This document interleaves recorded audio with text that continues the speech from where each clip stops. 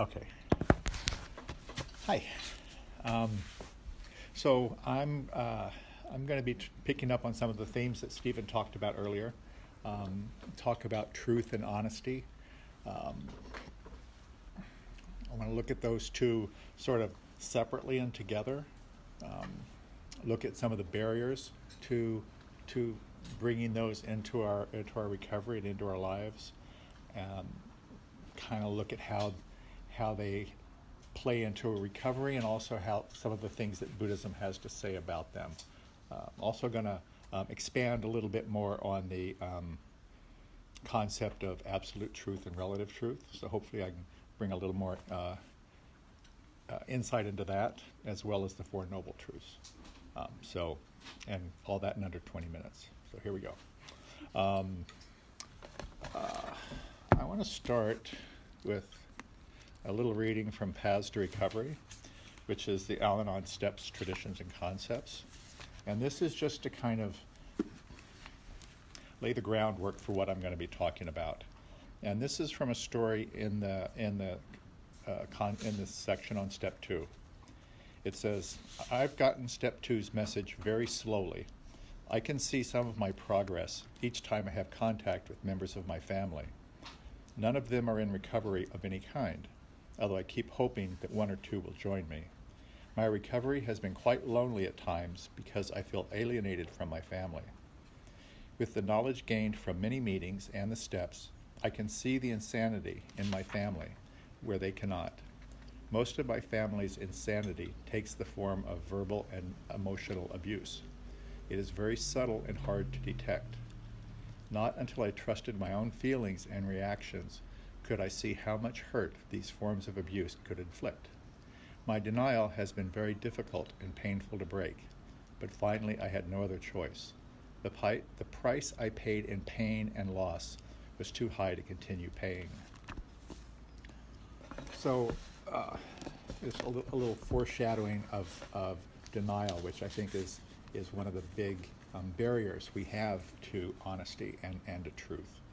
So when I first started thinking about this talk, the first question that came to my mind is, are these the same thing? Because often truth and honesty are used kind of interchangeably. Like people will say, be honest and tell the truth, and those mean the same thing. But in looking at them separately, there's actually there's a difference there. So I went back to the definitions. One of the definitions of truth is that it's in accordance with fact or reality. But truth is not the same as just facts. Facts alone don't carry any power, whereas truth does. Mahatma Gandhi expressed this in coining the term satagaha, or the power of truth. And Martin Luther King took that concept, the power of truth, and translated it into soul. And that concept became soul power in the 60s. So truth is somehow facts charged with something more. Now, the near enemy of truth is a concept that Stephen talked about, truthiness, which Stephen Colbert brought up, and as a joke, but actually it's something that's playing out more and more, and it seems to be gaining like this real credibility. It's kind of amazing how truth seems to be under attack, and there seems to be a deliberate effort on the part of those in power to discredit facts, to discredit truth. As kind of the goal of propaganda and spreading conspiracy theories, and spreading little factoids that maybe contain a little bit of truth, but not. And part of this whole effort seems to be just to muddy the water, so that people come to believe that nothing is true, that there's no holding anyone to a certain standard, and distrust everything, distrust all the sources. But again, sort of piecing that apart, there's different kinds of truth. You know, there's historical truth. You know, in like this happened on that date. You know, the Civil War in the United States started in 1860 and ended in 1864. You know, that's true. You know, green is a product of a combination of yellow and blue. The earth is round. You know, those are true. But then there's also emotional truths. I think it was Maya Angelou, and I'm probably going to scramble this, but where she said something to the effect of, you may forget what I say to you, and you may forget what I do to you, but you'll never forget how I made you feel. And so when I look back on, you know, like my childhood, for instance, you know, in telling some of those stories, I may get some of the details wrong, or those details may shift over time. But the emotional truth, the way I was made to feel, that's a truth, and that's my truth. You know, there's also ethical truths. There's also metaphysical truths. You know, and so there's this range of what is true. You know, there's mythology, which is, there's a truth there. Like Joseph Campbell wrote a lot about these archetypical myths that used to tell sort of a way we as a people move through life and how we develop as societies. And so there's these mythological truths. There's, like I said, factoids. You know, but then there's outright lies, but then there's half-truths, and then there's statistics, which are actually on the other side of lies, and theories. So, you know, but behind all of that is this idea that there's some objective standard on what this truth is. Whereas honesty is a capacity that we have at any given time to tell the truth as we understand it. And there's no implication there that because I'm honest, it's true. You know, for me to be honest, I'm honest the best I can. And it touches on moral character, and it has positive and virtuous attributes. It touches on integrity and truthfulness, like Stephen was talking about, straightforwardness, and an absence of lying and cheating and theft. So there's this idea of being morally upright that comes with honesty. It's free of deceit. So being honest in our speech and being honest with ourselves, about ourselves, is one of the bedrock foundations of 12-step recovery.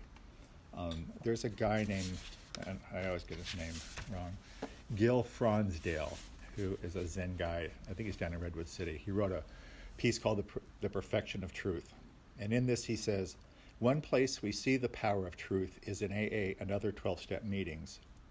AA may have saved more lives than any other spiritual tradition in our times. It insists that alcoholics tell the truth. By admitting their powerlessness over the addiction and making a careful moral inventory, alcoholics learn to use the truth to release themselves from their compulsions. And it's the same no matter what the 12-step program is. It's breaking through denial and being honest with ourselves about what's going on. You know, typically, when you start with step one, the first 3 steps are often paired with honesty, open-mindedness, and willingness. That's the how of the program. And so that honesty is very characteristic of the first step. You know, it's like to sit down and really be honest about what am I doing, and why am I doing it, and what is the effect of it. And that is a huge leap for most of us. But it's the foundation. If you don't get that, you can't progress through the rest of the steps. You know, the second step is, you know, we have to be willing to admit that recovery is possible. And that takes an honest look, because part of the addict and the codependent and the alcoholic in me wants to say, well, you're just stuck. This is how you're going to be. This is just the way it is. And that's not honest. That's not true, because I can look around me and see recovery all over the place. And it's the same all through the steps. Fourth step is all about honesty. The sixth step is all about honesty. The eighth step. And in the ninth step, it actually tells us, again, and people touched on this before, we can't just use this honesty as a stick to beat other people up.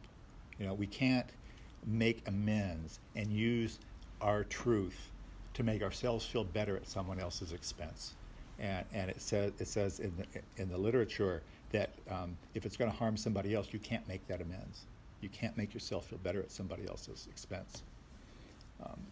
So I just want to read a little piece from As Bill Sees It called This Matter of Honesty. It says, only God can fully know what absolute honesty is. Therefore, each of us has to conceive what this great ideal may be to the best of our ability. Fallible as we all are, and will be in this life, it would be presumption to suppose that we could ever really achieve absolute honesty. The best we can do is to strive for a better quality of honesty. Sometimes we need to place love instead of indiscriminate, factual honesty. We cannot, under the guise of perfect honesty, cruelly and unnecessarily hurt others. One must always ask, what is the best and most loving thing I can do? So what gets in the way of that is denial, and that is the fundamental barrier that most of us have to go through to even get to the first step. I do know a few people that have said, oh no, I was always an alcoholic, I knew I was an alcoholic, I just thought that's the way it was going to be. But that wasn't my experience. My experience was, I drank like a pig for 30 years. And the way that my alcoholism played out was 2 drinks and I'm looking for drugs. That's just, the way it was for me. And that went on for 30 years. And when I finally went into treatment, I only did it to save my job. This was like plan B. I was going to, it was like, I knew I was going to get fired that day. I went into rehab. I'm like, I can't fire me, I'm in rehab. And then realized I didn't have a plan C. It's like, oh shit, now what? And I remember as part of my intake, they gave me this test. Not a test, they gave me an intake thing, a paperwork you're filling out. And it had a list of, 20 or 25 different drugs. Like, have you done this drug? Yes, no. And I remember going down that and scored 100%. I'm like, yeah, score, and I couldn't get sober. I couldn't get sober. So every day I would get up, go to a 7 a.m. meeting, go sit in this outpatient rehab for 8 hours, go to another meeting, go home and get drunk to blackout, and wake up the next morning horribly hungover, go to a 7 a.m. meeting, go sit in rehab all day, go to another meeting, drink to blackout. And I did that from December 27th to January 4th. And it was actually a wonderful experience because for the first time, I had to face the fact that I was drinking because, for no other reason than the fact that I'm an alcoholic. I couldn't at that point blame my parents. I couldn't blame my job. I couldn't blame, Republicans. There's nothing that I could blame other than, recognize it for what it was, pure alcoholism.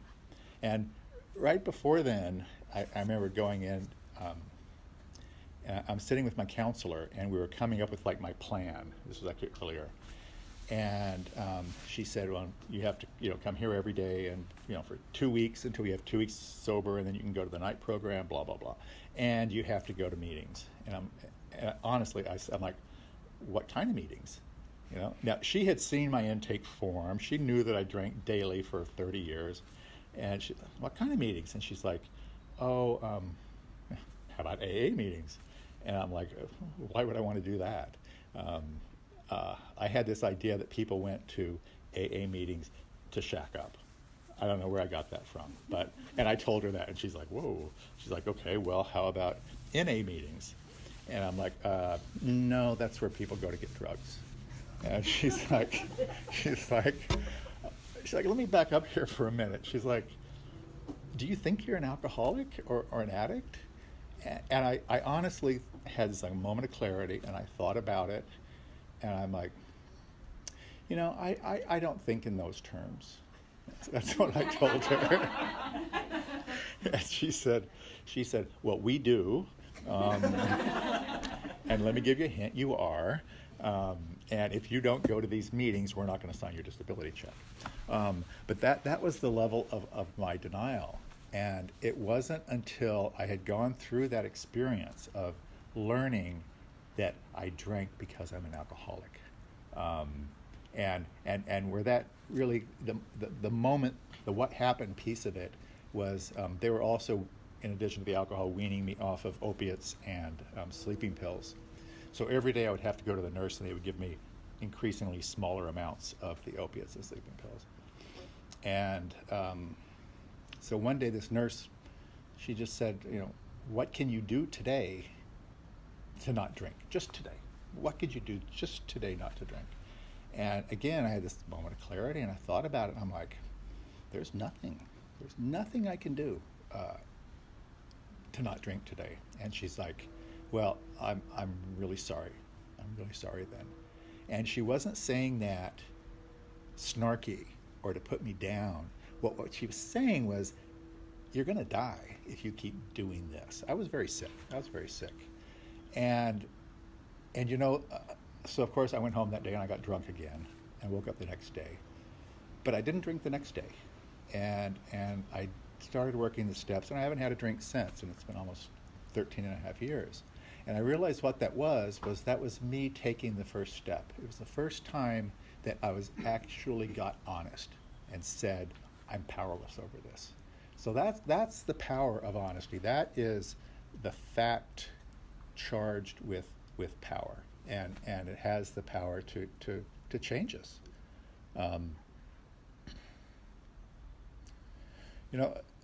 And then one of the lovely things about about recovery is finding out that I'm also very much a codependent, and there was also a level of denial in that.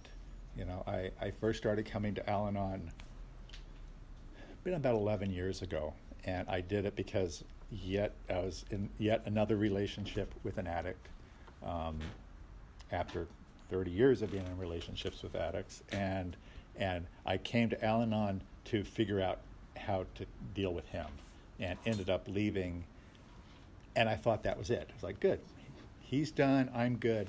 And then when I went on, I started to really feel how difficult my relationships were with other people. And then I had a perfect storm of work, of my sister, who's a drug addict, my nephew, who was 17. I just found out he's a heroin addict. And it was like a perfect storm of, there's something wrong with the way I relate to other people and the kind of relationships, not just that I tolerate, that I create. And that's something that I heard in Al-Anon, is that people treat you the way you've trained them to treat you. Not just the way you allow them to treat you, it's the way you've trained them, which means that I have an active part in setting up these unhealthy relationships. I want to read one more little thing this is from the Daily Reader, Courage to Change, from Al-Anon.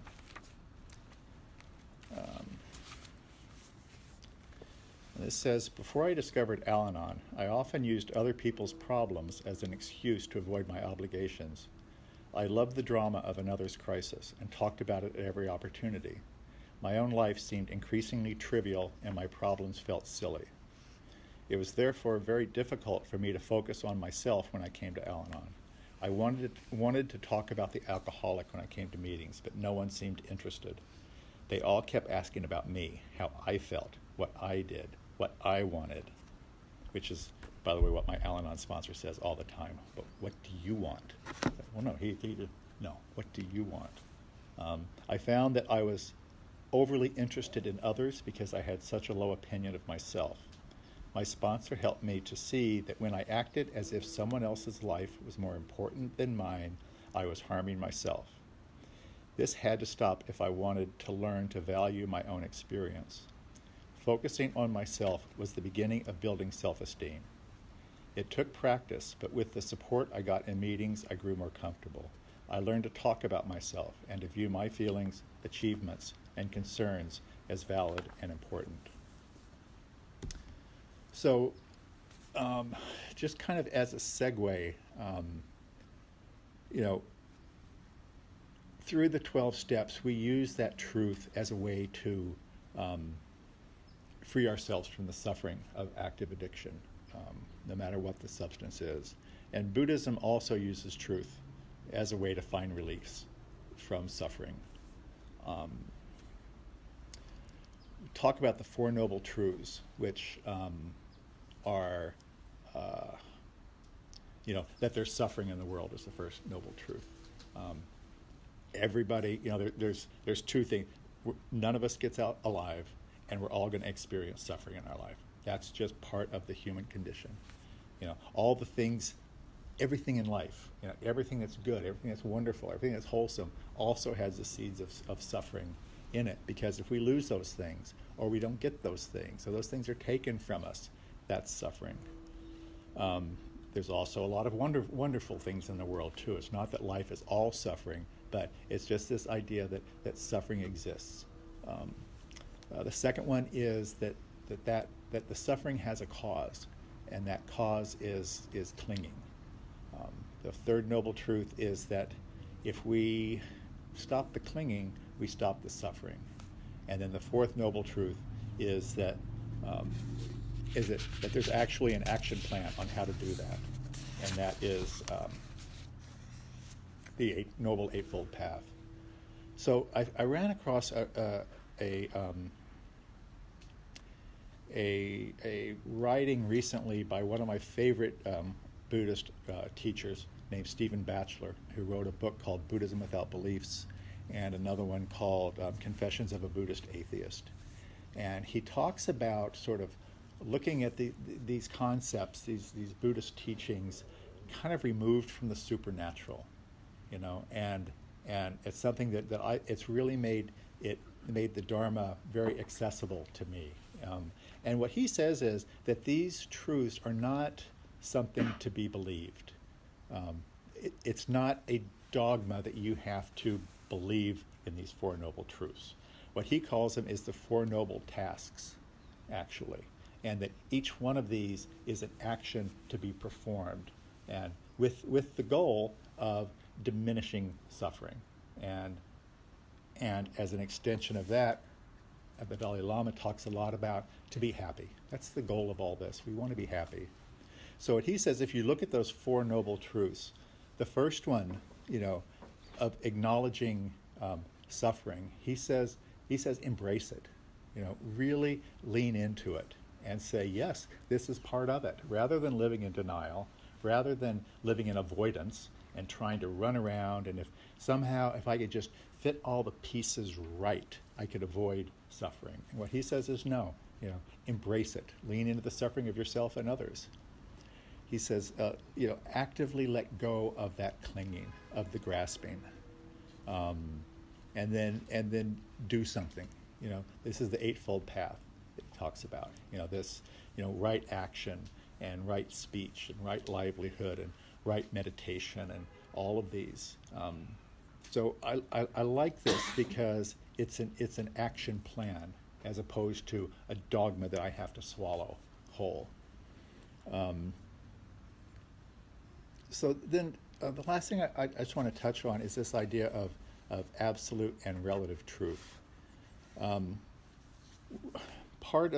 Somebody asked me about this Rakasa bib that we wear.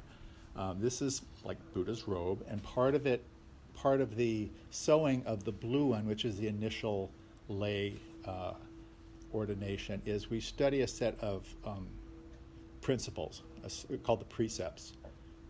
And you study those, and then part of the ceremony when you first put this on is you publicly take this set of vows, this set of principles. And it's things like, do good, don't do harm, live for the benefit of others, do not kill, do not steal, that kind of thing. So when my teacher first we first started going through these, we looked at each one of those through 3 different prisms. So let's take the one that says that a disciple of the Buddha does not kill. So in the relative sense, that means literally you do not kill someone. You do not take a knife and stab them. That's the relative literal truth. But there's also an absolute truth, which in Buddhism says that there's no self, that there's no eternal soul. There's no self. It's one of the founding ideas behind this school of Buddhism. So if you just stay with the literal on all of these, you end up with 10 commandments, a very stale, very dry list of do's and don'ts. And so what this does with the no self, it paints it into a bigger concept, which is an absolute truth that really there is no separation between you and I. But then there's a third piece, and that's compassion, that has to be in looking at each one of those. And so an example of how this can go really awry was the samurai warriors in Japan. They took the precepts. These were Zen soldiers. And what they fixated on, the way that they made it okay to slice each other's heads off, was this idea of no self, no self. And what they were leaving out of that was the compassion, that if I kill you, people are going to suffer. Your family's going to suffer. Your loved ones are going to suffer. So those are all true. There's a compassionate truth there. There's an absolute truth there, and there's a relative truth there. And you really need to look at all of those. And last thing, where this idea of relative absolute has come up for me is this idea of saying that I'm an alcoholic, because one of the things that Buddhism teaches us is that everything changes. There's no eternal fixed me. So if there's no fixed me, and if there's no unchanging self, how can I say I'm an alcoholic and that can't change? So in an absolute sense, can you really say that you're an alcoholic? Well, in a relative sense, I can say I am. And, this came up, I thought of this recently, thinking about Anthony Bourdain, who committed suicide. And he talked on his shows a lot about being a cocaine addict. And then I would see him drinking a lot on this show. And it always struck me as odd. And I remember one time in particular, he was in Mexico, and he had taken this boat out to an island and drank heavily on the boat all the way there. And there's sort of the last scene of him stumbling down the beach looking really miserable, drunk. And at that time, I just had this chill go through me, thinking, this is not looking good. And so one of the truisms, which is another type of truth, where the truism in 12-step recovery is that if we're an addict, we have to abstain from all substances. We can't prove that; it's not a provable fact, but it's based on the experience of millions of us that we can't. So what he was saying is, okay, I can be a cocaine addict and not an alcoholic. It didn't, unfortunately work out for him. So where I've kind of come to that is that yes, in the absolute sense, everything changes, but I can't change the fact that I was born male. You know, I can't change my biology. You know, I can't change the fact that I was born with 10 fingers. So, you know, the fact that I'm an alcoholic to me is on that same level of this is my biology, you know, and this is what happens when I drink. This is what happens when I do drugs, and that's unchangeable. So that's how I kind of reconcile that, you know, what I can change, and this is, you know, going back to the absolute with that, what I can change is the fact that I'm no longer an alcoholic who has to drink to black out every day. You know, so by saying I'm an alcoholic, yes, that is a commentary on my biology. But in the absolute sense, what can change is what I do about that. And that's where recovery comes in.